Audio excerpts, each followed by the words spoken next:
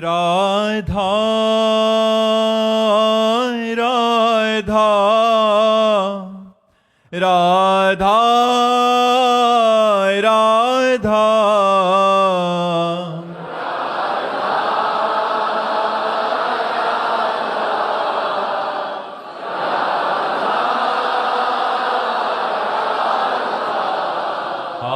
राधा राधा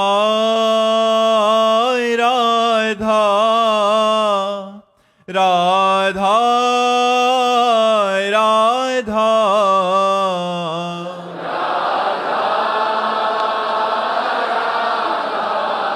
राधा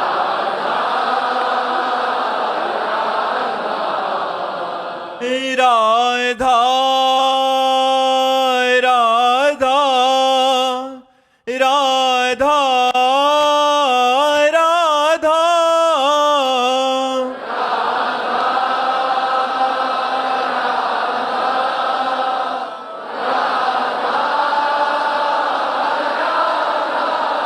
हाय राधा राधा राधा राधा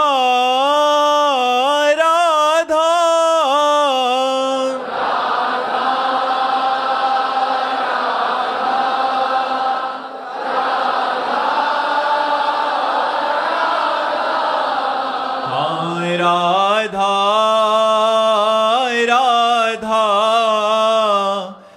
राधा राधा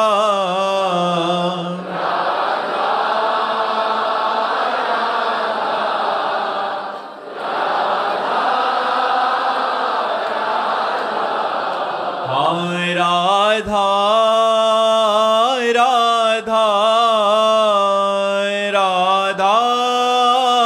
राधा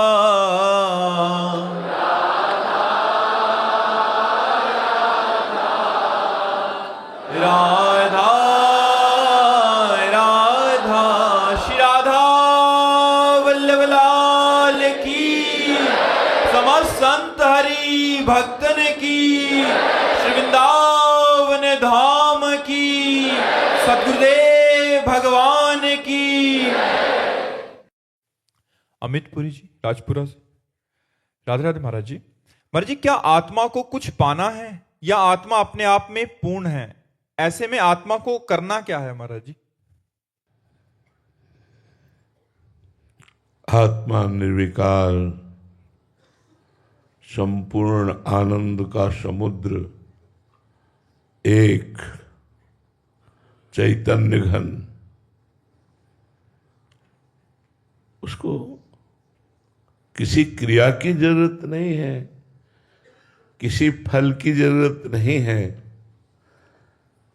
भ्रम हो गया है। आप आत्मस्वरूप होते हुए अपने आप को भूल करके पुरुष देह में आसक्ति करने के कारण आपको भ्रम हो गया है। आप अपने आनंद को छोड़कर जो प्रकृति के पंचभूत रचित शरीर में भोगे जाने वाले भोग हैं, उनमें आप आसक्त हो गए हैं। शब्द, स्पर्श, रूप, रस और गंध, ये पांच ही संपूर्ण सृष्टि के विषयों को समेट करके रख दिया गया पांच में। शब्द आकाश का गुण, स्पर्श वायु का गुण, रूप तेज अग्नि का गुण है, रस जल का गुण है, गंध पृथ्वी का गुण है। इन पंचभूतों द्वारा रचित सुखों को पंचभूत रचित देह में मैं मानकर इन बाह्य सुखों को भोगने की इच्छा ही बंधन है। अगर इस इच्छा का त्याग कर दे तो आत्मा का न कभी बंधन हुआ था, न है, न रहेगा। पूर्ण आनंद स्वरूप आत्मा है। इसलिए बड़े बड़े महापुरुषों ने इस बात को कहा कि मनुष्य जन्म केवल आत्मानंद प्राप्ति के लिए मिला है और यहां संपूर्ण संसार हमें आत्मविमुख करने के लिए खड़ा है। छोटी सी छोटी वस्तु हमें बांध रही है, हमें अमुक चीज चाहिए, हमें अमुक भोग चाहिए, यही बंधन है। और ना चाहिए, ना चाहिए, कुछ नहीं चाहिए।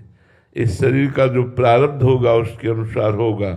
मुझे कुछ नहीं चाहिए, मैं निर्विकार चैतन्य स्वतः सुख समुद्र हूं, मुझे कुछ नहीं। ये बात आ जाए तो आत्मानंद की तरफ बढ़ने लगे। लेकिन आत्मानंद की तरफ बढ़ना, ये विषयों का आकर्षण बाधा पहुंचा रहा है। एक एक चीज बांध रही है, जबकि हम निर्विकार हैं, अद्वितीय हैं, चैतन्य घन है, दूसरा कोई है ही नहीं। एको ब्रह्म द्वितीयो नास्ति, सो ब्रह्म अहम सोहम सोहम। एको ब्रह्म द्वितीयो नास्ति, जब द्वितीयो नास्ति तो एको वो सोहम वही है। जान गया, मुक्त हो गया। ये बंधन अनादि से है, आज से नहीं है। इसलिए साधक वही है जो गुरु चरणों का आश्रय लेकर बाह्य विषय भोगने की इच्छा का त्याग कर दे। पर ये बातें बनाना नहीं, जितने लोग बैठे हैं इतने में सब देख लो इच्छा में ही जी रहे। करोड़ों में इतने लोग सौभाग्यशाली हुए कि परम पावन भूमि श्री वृंदावन धाम में सत्संग के लिए आप समय दिए। अपने अमूल्य समय को गृह कार्य, नाना प्रकार के कार्यों से विरक्त करके आपने प्रातःकालीन वेला पर आपने समय दिया सत्संग के लिए। इतने सत्संगियों में हम प्रश्न करते हैं कि इच्छा के बिना हमारा जीवन ही नहीं है। ये इच्छा, ये इच्छा, ये इच्छा, ये इच्छा, यही इच्छा ही बंधन है। इन इच्छाओं का त्याग हो जाना ही मोक्ष है। मोक्ष का तात्पर्य जो हम मुक्त स्वरूप है उसका अनुभव हो जाएगा। ना आत्मा का कभी बंधन हुआ था, ना है, ना रहेगा। पर बिना गुरु आराधना के, बिना नाम जप के बुद्धि शुद्ध नहीं हो सकती। ये तीन गुणों का ऐसा लपेट है, रजोगुण, तमोगुण, सतोगुण का, कि इसी के प्रभाव से प्रभावित होकर वो जैसा गुण आता है वैसा ही स्वरूप प्रकाशित हो जाता है। अपने स्वरूप को भूलकर वो गुणों के स्वरूप में आसक्त हो जाता है। बिना त्रिगुणातीत हुए, बिना मायातीत हुए, बिना भोगातीत हुए हम अपने स्वरूप का अनुभव कैसे कर सकते हैं? इसलिए साधना, गुरु चरणों की साधना अत्यंत आवश्यक है। जब तक गुरु चरणों की आराधना नहीं होगी, उनके द्वारा बताए हुए साधन पथ पर नहीं चलेंगे, तब तक हम आत्मानंद को प्राप्त नहीं कर सकते। हम जगत के विषय, विषय के आकर्षण, जगत के संबंध, संबंध का मोह, ये बहुत कठिन है, बहुत कठिन है। आप लोग देख लीजिए, केवल बातें सुनना या करना एक सहज बात हो जाती है, प्रवचन कर लेना, लेकिन छोड़ना, हम जो बात कह रहे हैं उस पर ध्यान दीजिए। जगत के विषय और विषयों का आकर्षण और भोगने की इच्छा, ये बहुत कठिन है त्यागना। जगत के संबंध और संबंध का मोह और मोह जनित सुख, इसका त्यागना बहुत कठिन है। और जिसने इसको त्याग दिया वही मोक्ष स्वरूप में स्थित, आत्म स्वरूप में स्थित हो गया। जो इसे नहीं त्याग पाया वही पुनरपि जननम पुनरपि मरणम पुनरपि जननी जठरे शयनम, यद्यपि वह अजन्मा है, यद्यपि निर्विकार है, फिर भी विकारों में आसक्त होने के कारण उस अजन्मा का जन्म होता है। उस मुक्त को बंधन स्वीकार करना पड़ता है और नाना प्रकार के कर्मों के फल को भोगना पड़ता है। जो कि निर्विकार है वो फल भोग कैसे? पर यही भ्रम है। इसी भ्रम को मिटाने के लिए गुरु चरणारविंद की आराधना होती है। अज्ञानतिमिरान्धस्य ज्ञानांजन शलाकया चक्षुरुन्मीलितं येन तस्मै श्री गुरुवे नमः। जो अज्ञान रूपी अंधकार का नाश करके ज्ञान रूपी चक्षु खोल देते हैं, उन गुरुदेव की आराधना से प्राप्त ज्ञान के द्वारा हम आसक्तियों का नाश करें। छोटी छोटी वस्तु हमें बांधे हुए है, हर वस्तु में एक आसक्ति है, हर वस्तु में आसक्ति है। वो एक अपना प्रभाव दिखाती है कि जिस समय हम जो वस्तु लेते हैं हमारे चिंतन को घसीट लेती है। जिस समय हम जिस भोग को भोगते हैं उस समय हमारा मन उन भोग में घसीट जाता है, हमारा चिंतन घसीट जाता है। यही बंधन है। बंधन क्या है? निर्विकार का यही बंधन है, विकार युक्त हो जाना, भोगों की चाह हो जाना। और ये बात चूंकि हम इस मार्ग में चल रहे हैं, बचपन से चल रहे हैं, इसलिए इसे अच्छी तरह देखा है कि बड़े बड़े प्रवचन कर लेना सहज है, बड़े बड़े प्रवचन सुन लेना सहज है, लेकिन भोगाकर्षण त्याग करना ये बहुत कठिन है। संबंध आकर्षण त्याग करना बहुत कठिन है। देह से लेकर देह संबंधियों तक, देह के भोगों तक, इन सब को काट के गुरु कृपा से रख दे, वो आत्मस्वरूप को प्राप्त हो जाता है। अपने आप से अपने आप का उद्धार हो जाता है। अपने आप से अपने आप का उद्धार, कोई किसी का उद्धार करता थोड़ी। उद्धार की बातें, उद्धार का रास्ता ये दिखाया जाता है, लेकिन उद्धार तो अपने आप से अपने आप का होगा। अगर आप अपना उद्धार न चाहें तो चाहे जितना बड़ा ज्ञानी महापुरुष मिल जाए, वो उपदेश ही तो करेगा, कृपा ही तो करेगा, लेकिन आप पात्रता ही नहीं स्वीकार कर रहे हैं तो वो सब ज्ञान उपदेश व्यर्थ चला जाएगा। तो आपकी बात समझ में आई ना? आत्मा पूर्ण है, उसे कोई जरूरत नहीं है, न वस्तु की, न व्यक्ति की, न स्थान की, न भोग की। वो स्वयं आनंद स्वरूप है, पर स्वयं के स्वरूप को भूलकर भोगों में आकर्षण। देखो, पहले मन भोगों का सुख हमारे सामने पेश करता है, हम बार बार मना करते हैं, फिर वो हमको जलाता है, फिर हमें विवश करके भोग भोगाता है, फिर जलाता है कि क्यों भोगा। क्या तमाशा है, मतलब क्या तमाशा है। पहले भोग की कामना जलाती है, फिर भोग का पश्चाताप जलाता है, फिर भोग की तृष्णा जलाती है कि और भोगे। क्या गजब की माया है। बार बार समझा रहे हैं दिमाग को, बार बार समझा रहे हैं मन को कि यार होश में, पर फिर वही अनंत जन्म बीते जा रहे हैं। ऐसा करते करते हरि जो मेरो मन हठ न तजे। हे हरि, ये मेरा मन बड़ा हठीला है, हठ नहीं तज रहा। और हमने मन में ममता कर ली, मन में आसक्ति कर ली, जो मन चाहे वही करना है। आज मन कहता है ये खाऊंगा, वही खाऊंगा। आज कहता है ये देखूंगा, वही देखूंगा। आज कहता है ये भोगूंगा, वही भोगूंगा। भोगने को मिल गया तो हर्ष, भोगने को ना मिला तो शोक। वो द्वंद्वों में फंसा रहता है, और स्वरूप द्वंद्वातीत है। तो द्वंद्वातीत होना कौन चाहता है?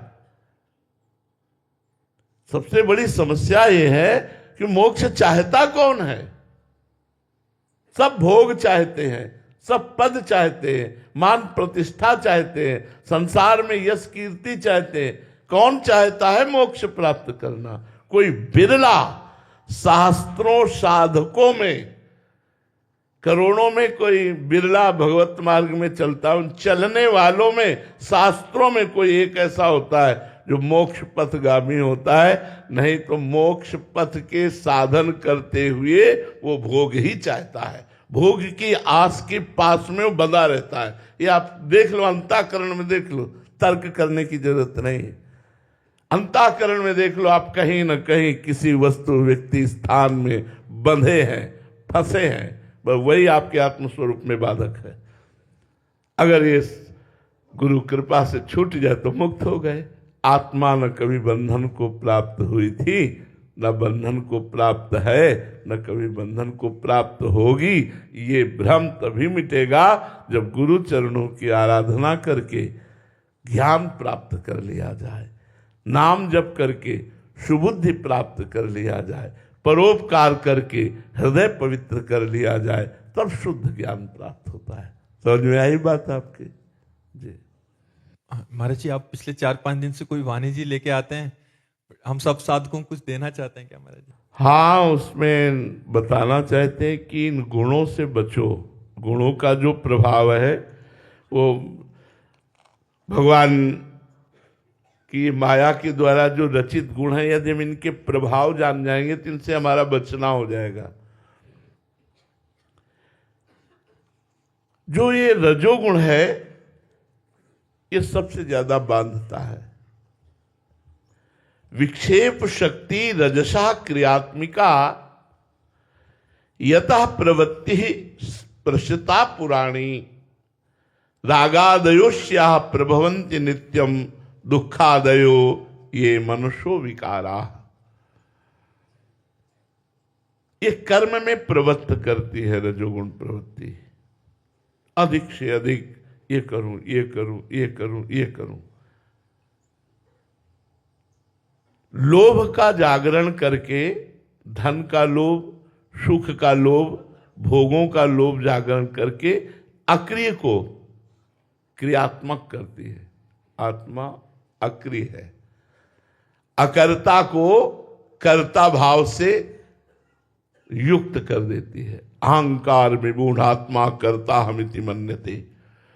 विक्षेप शक्ति रजसः क्रियात्मिका, शांत नहीं बैठने देगी, क्रिया में लगाए रहेगी। ये रजोगुण का लक्षण है। यतः प्रवृत्ति ही प्रसृता पुराणी, पुराणी ये सनातन काल से जीव को बांधे हुए है रजोगुण।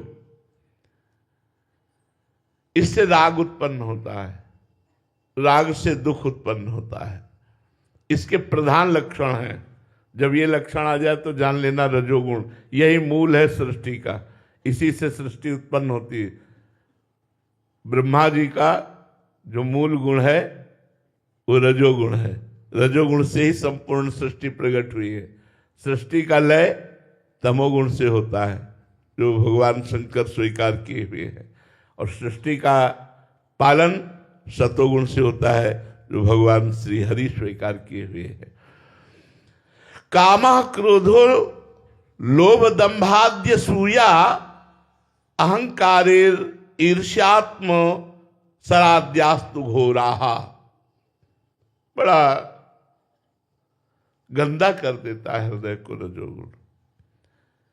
काम की उत्पत्ति करता है ये रजोगुण, काम की उत्पत्ति करता है। आज जो भोजन पर सुधार नहीं है, इसीलिए लोग कामी होते जा रहे हैं, क्रोधी होते जा रहे हैं, हिंसात्मक वृत्ति होती जा रही है। नाम जप में, भजन में, शांत स्वभाव में बिल्कुल विक्षेप पड़ता चला जा रहा है। जरा सा धक्का लग जाए, सामने वाले को गाली दे दे, चाहे वो महात्मा क्यों न हो। क्यों? क्योंकि उनके अंदर क्रोध आवेश। भोजन, ये जो आप बाजार की वस्तुएं पाते हैं बनी हुई, इनमें रजोगुण तमोगुण ही है, सतोगुण कहीं नहीं मिलेगा, चाहे जो आप खरीद लें। क्योंकि बनाने वाला, उसका विचार, उसकी पद्धति, उसकी पवित्रता, ये सब भोजन पर प्रभाव डालती है। जिस दिन माधुकरी ब्रजवासियों की और मिर्च से रोटी पाओ तो भजन ऐसे चलता है जैसे मशीन से चल रहा हो, कर नहीं रहे, धुआंधार भजन होता है।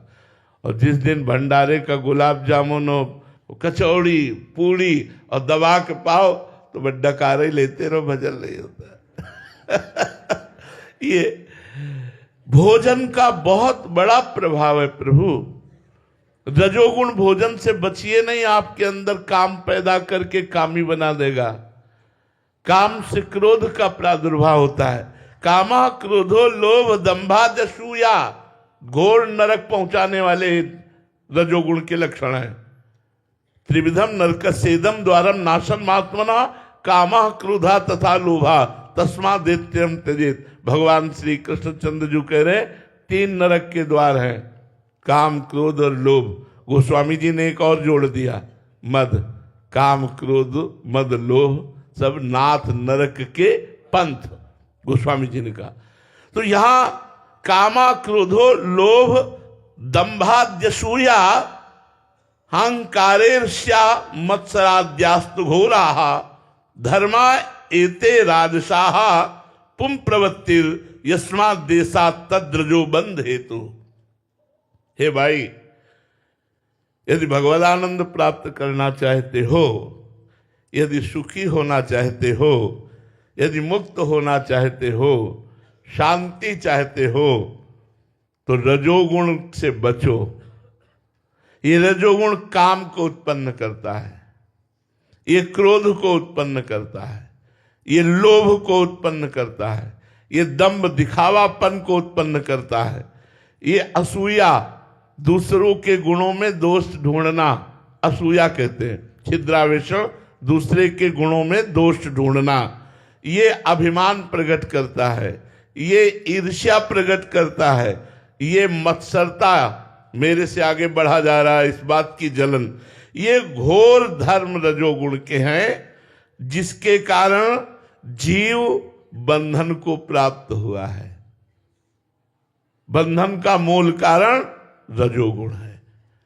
जितने विकार हैं इनका मूल कारण रजोगुण है, और 3 गुणों का क्रम अंतःकरण में चलता रहता है। तो यदि हमको बचना है, भगवत मार्ग में चलना है, तो हमें भोजन सुधारना है, पेय पदार्थ सुधारने हैं। देखो, मांस, अंडा, मछली आदि जो भी है अन्य जीवों की हिंसा का भोजन है, ये तो राक्षसी भोजन है, ये तमोगुण से भी ऊपर बढ़कर है, ये राक्षसी भोजन है। तमोगुण में तो जैसे बासी अन्न है, कसैला है, ऐसे प्याज है, लहसुन है, ऐसे। लेकिन ये जो है तो राक्षसी भोजन है। तो हम आप लोगों से प्रार्थना करते हैं, मनुष्य जीवन मिला है, राक्षसी भोजन मत करो। आपको लगता है हम बलवान हो जाएंगे, शरीर स्वस्थ रहेगा, आप ऐसे भ्रम में मत रहिए, बड़ी आपके शरीर की दुर्दशा होगी। लिख लो, हमारी बात लिख लो, क्योंकि जो कर्म किया जाता है उसका फल होता है। उस जीव का गला काट करके तुम मांस खा रहे हो, भले तुमने नहीं काटा लेकिन खरीदा तो तुम भी तो उसी स्थिति पे आ गए। तुम दूसरों को भून करके खा रहे हो, तुम उस अंडे को खा रहे हो जिसमें जीवात्मा पल रही है, तुम्हारी दुर्गति हो जाएगी। अगर तुम दाल रोटी पाओगे, सब्जी पाओगे, फल पाओगे, सात्विक भाव से रहोगे और संयम नियम से रहोगे, तुम में बल रहेगा। यार, ये दूसरे जीवों का मांस खा करके या अंडा खा करके तुम बलवान बन सकते हो? कैसी बात करते हो? बिल्कुल नहीं। हमारी प्रार्थना है, अपने जन्म को संभालो, राक्षसी भोजन करके दुर्गति को प्राप्त न हो। दूसरी बात, अब आओ रजोगुणी भोजन में। जहां तक हो सके, जो सर्विसमैन हैं उन पर तो ज्यादा हम दबाव नहीं डाल सकते, जैसे जीवन यापन हो, लेकिन जिनको अपने घर में बनाने को मिलता है, तो आज हमारा मन कह रहा होटल की पाओ, तो मारो ना उस मन को यार।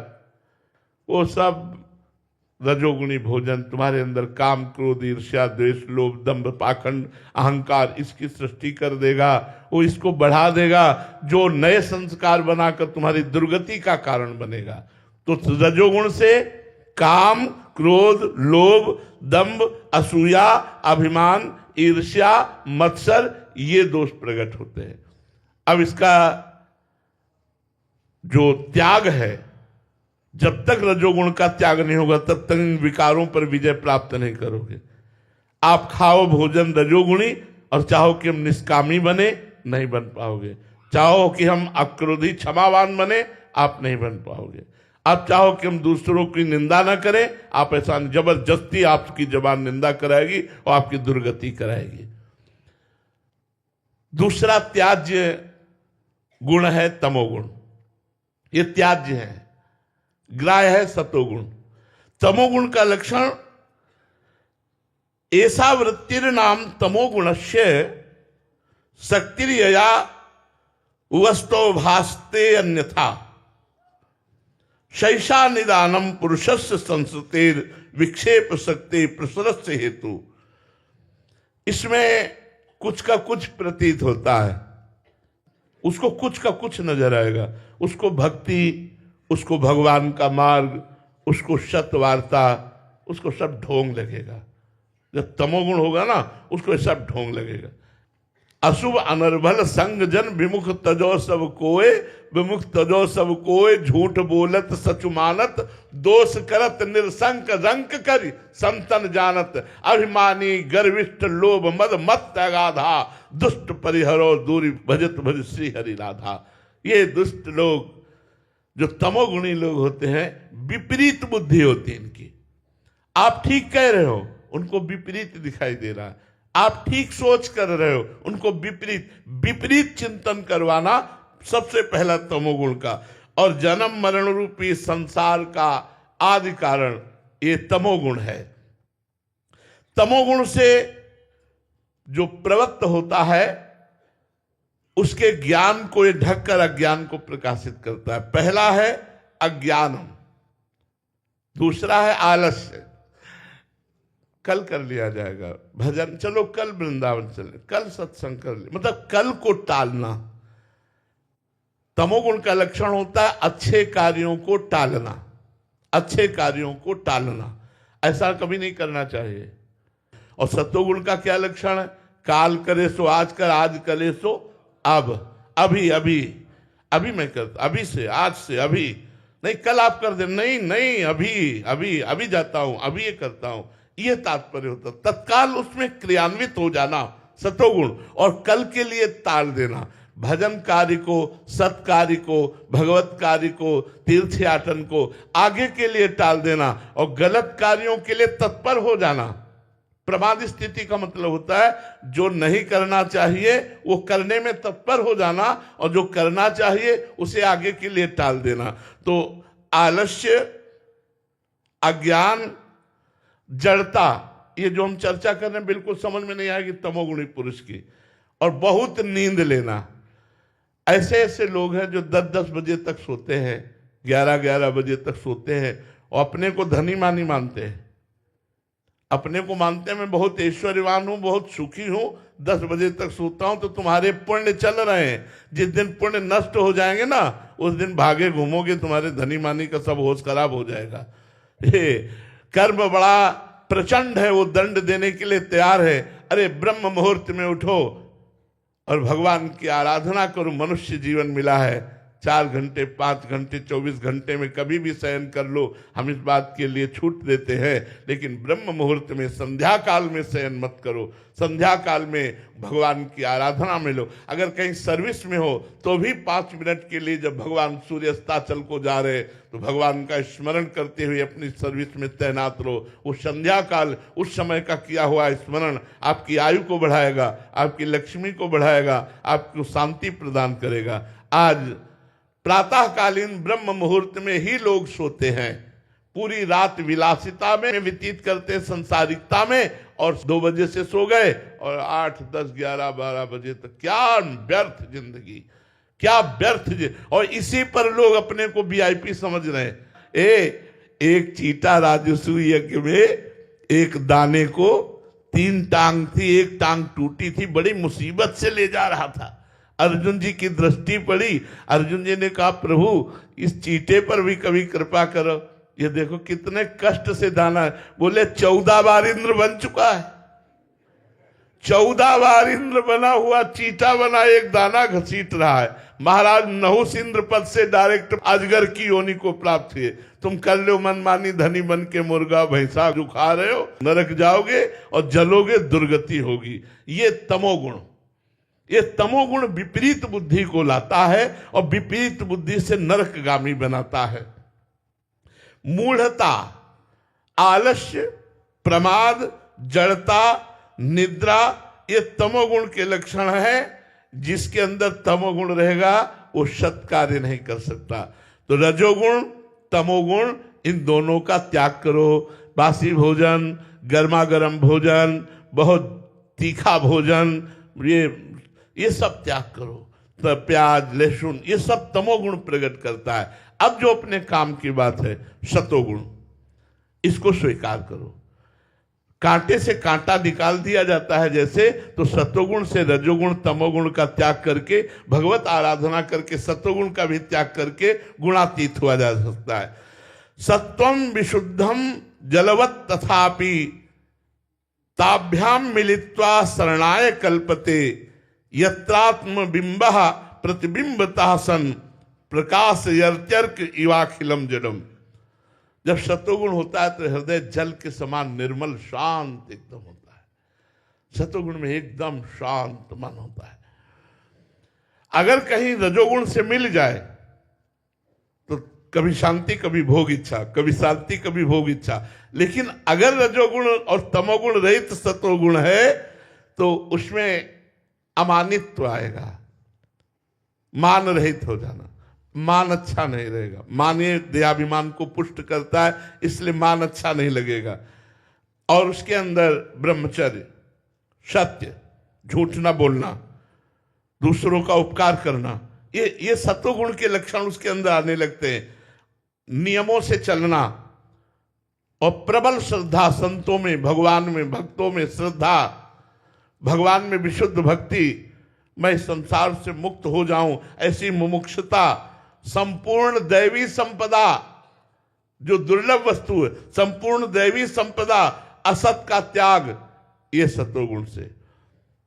और त्रिगुणातीत, जब सतोगुण का भी लय हो जाता है, जिसे शुद्ध भगवत स्वरूप कहते हैं, अखंड प्रसन्नता, विशुद्ध सत्वस्य गुणा प्रसादा स्वात्मानुभूति परमा प्रशांति।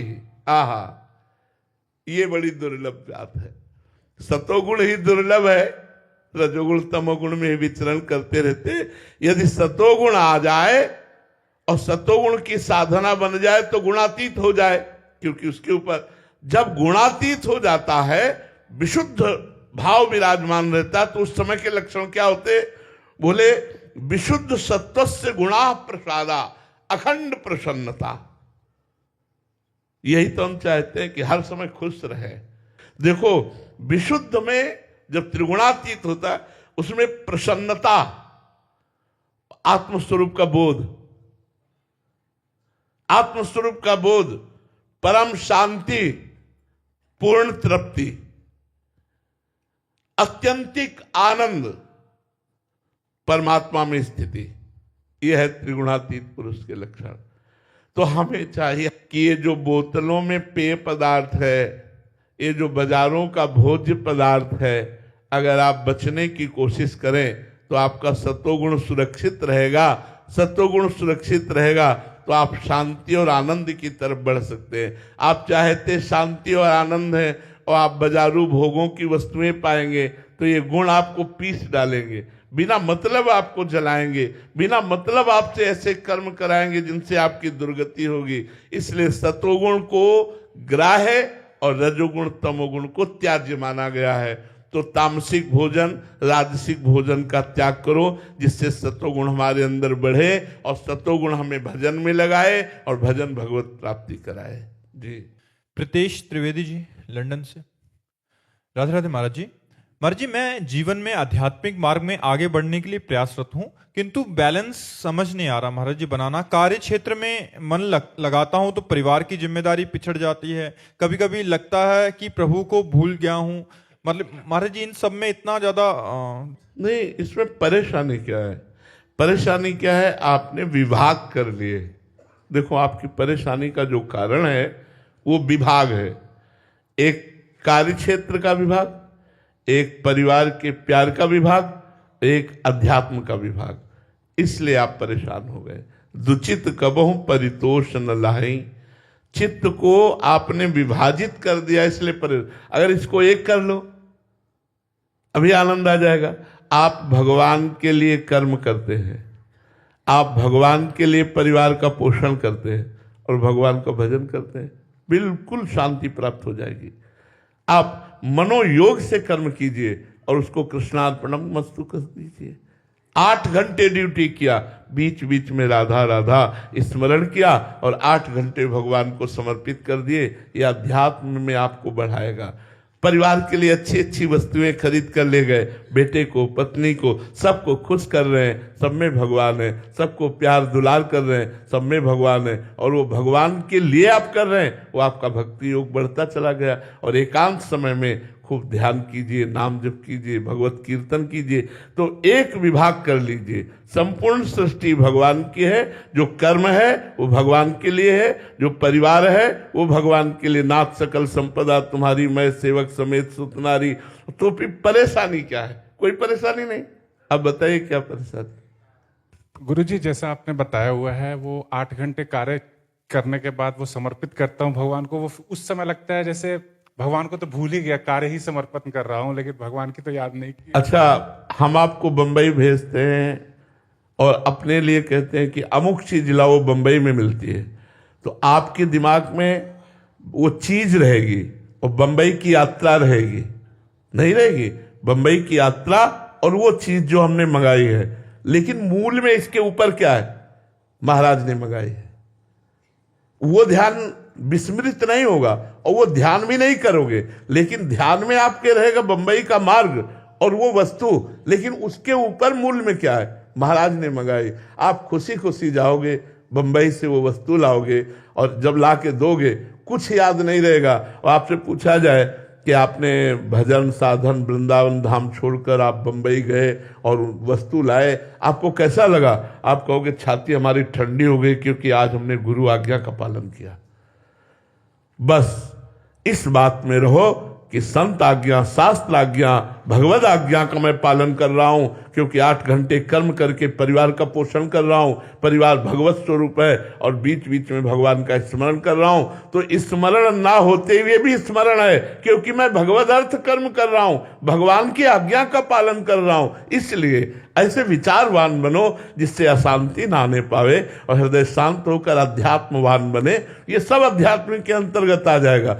अध्यात्म का मतलब केवल लंगोटी लगा करके बाहर बैठे रहना नहीं है। अध्यात्म का मतलब है कर्मयोग युक्त होकर के कर्म फल की आकांक्षा ना करते हुए भगवत स्मरण परायण रहना। आप सच्ची बात समझ लो। कर्म जो, अगर क्या जनक जी से बढ़कर कोई ज्ञानी है? पर वो राजा है, पूरा राजकाज परिवार संभाल रहे कि नहीं संभाल रहे? सुखदेव जी से बढ़कर कोई त्यागी है? लेकिन वो जनक जी को गुरु बनाया जाके के लिए बनाया। एक त्यागी एक राजा को गुरु बना रहा, क्योंकि ज्ञान की स्थिति जनक जी की सर्वोपरि है और पूरा कार्यभार देख रहे हैं, राज कार्यभार देख रहे हैं, परिवार कार्यभार देख रहे हैं और परम ज्ञानी है। इसलिए ऐसा नहीं है कि अध्यात्मवान लंगोटी वाला ही है। अध्यात्मवान पैंट शर्ट वाला भी हो सकता है, अध्यात्मवान धोती कुर्ता वाला भी हो सकता है, क्योंकि वो अध्यात्म अंदर की वस्तु है।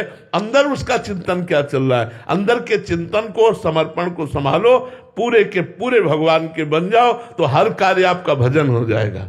ठीक है? हाँ, उसको विभाग मत करो, नहीं तो फिर परेशान हो जाओगे। शिवांश नारायण द्विवेदी जी, राधे राधे महाराज जी।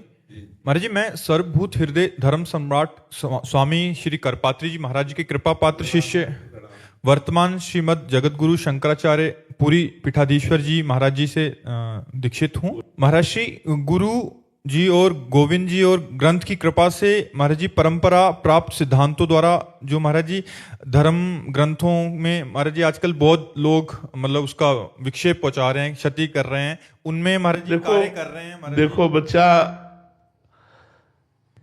जिसका उद्देश्य धन है, जिसका उद्देश्य लोकमान प्रतिष्ठा है, जिसका उद्देश्य पार्थिव संसार है, वो हमारे शास्त्रों के वाक्यों को तोड़ मरोड़ करके, उनका अर्थ गलत करके, उनकी पद्धतियों को मिटा करके मनमानी आचरण किए जा रहे हैं, मनमानी आचरण किए जा रहे हैं। तो एक बात नहीं, सर्वत्र ये बात फैलती चली जा रही है कि हम मनमानी आचरण करते चले जा रहे हैं। उसका कारण है हमारा उद्देश्य ना मोक्ष है और ना भगवत प्रेम है। मोक्ष या भगवत प्रेम ना होने के कारण धन, मान, प्रतिष्ठा, लोकप्रियता, ये सब वो सब ऐसा। गीता जी की व्याख्या करने का अधिकार सबको नहीं है, ब्रह्मबोध संपन्न महापुरुषों को है।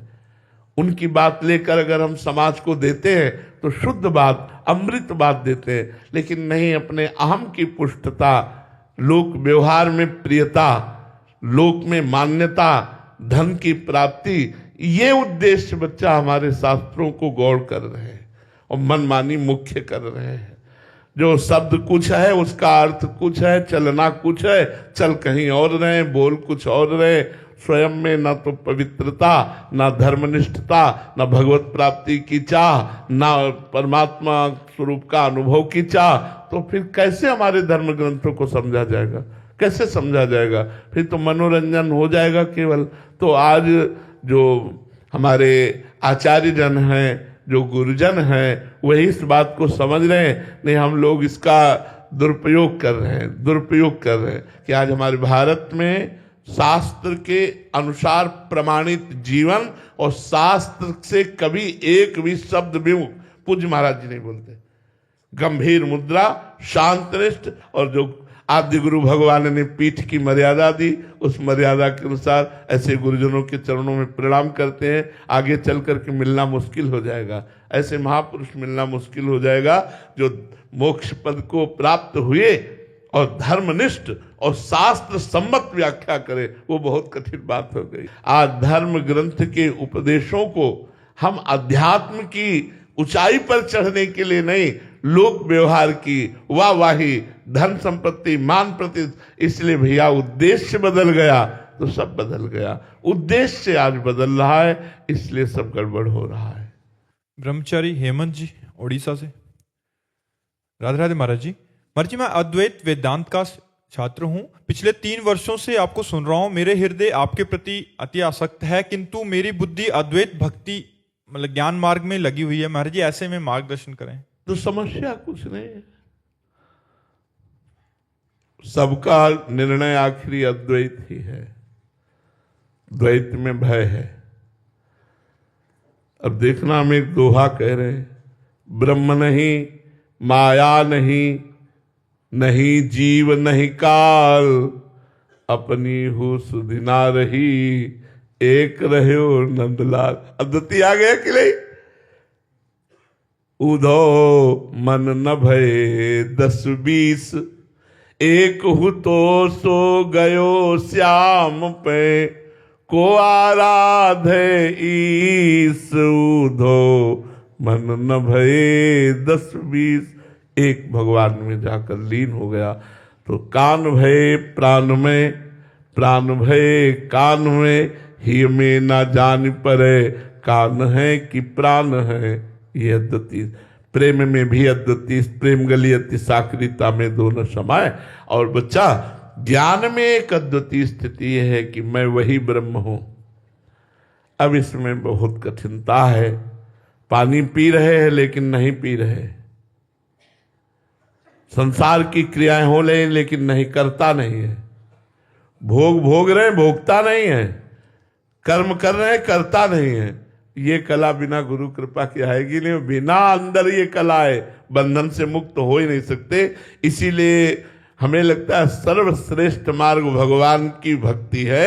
भक्ति के द्वारा जो ज्ञान प्राप्त होता है बहुत जोर का होता है, इसमें भगवान का सहारा होता है। भगवान करो सदा तिनके रखवारी, जिम बालक राखे महतारी। और ज्ञान में अपने ही चलना होता है, क्योंकि ब्रह्म मैं ही हूं, नहीं मैं ही ब्रह्म हूं। और जब आकर्षण हुआ फिर उसी में फंस गए भोग में, और जब फंस जाओगे तो यमराज की गदा चलेगी। पक्की बात समझो, ज्ञान के पंथ कृपान के धारा, परत खगेश लगे नहीं 12। इसलिए भगवान का आश्रय हरिशरणम हरिशरणम सनकादि भी लिए है। नाम जप करो और अद्वितीय तो हो ही बच्चा, एक ही है, दूसरा कोई नहीं है। चाहे उसे कृष्ण बोलो, राम बोलो, या मैं बोलो, या ब्रह्म बोलो, या शिव बोलो, वो एक ही है। और वही एक यहां भी विराजमान है। ढांचे अलग अलग हैं, तत्व एक ही है। जब अनुभव होता है तो भक्त ज्ञानी नहीं होता। एक बार हनुमान जी से वशिष्ठ जी ने पूछा, हनुमान तुम कौन हो?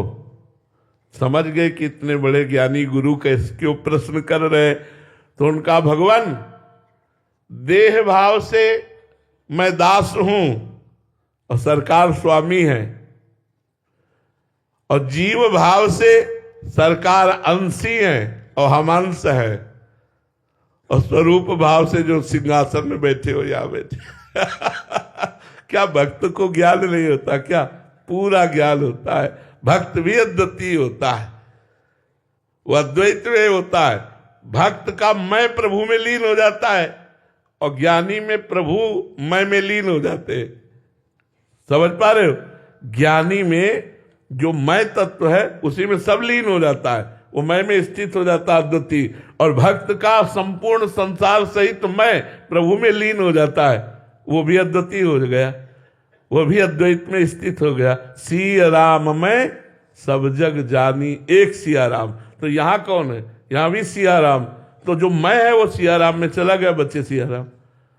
वो आखिरी स्थिति बच्चा सबकी एक ही होती है, वो बीच की साधनाएं में थोड़ा अंतर है। तो आप आराम से चलो, कोई परेशानी नहीं, पर नाम जप करते रहना। नाम जप छोड़ दिया तो, डोरी छोड़ दिया तो बहुत पतला मार्ग फिसल जाओगे, गिर जाओगे। और नाम जप चल रहा है तो बिल्कुल पार हो जाओगे, जो ज्ञान चाहोगे वो ज्ञान प्राप्त हो जाएगा।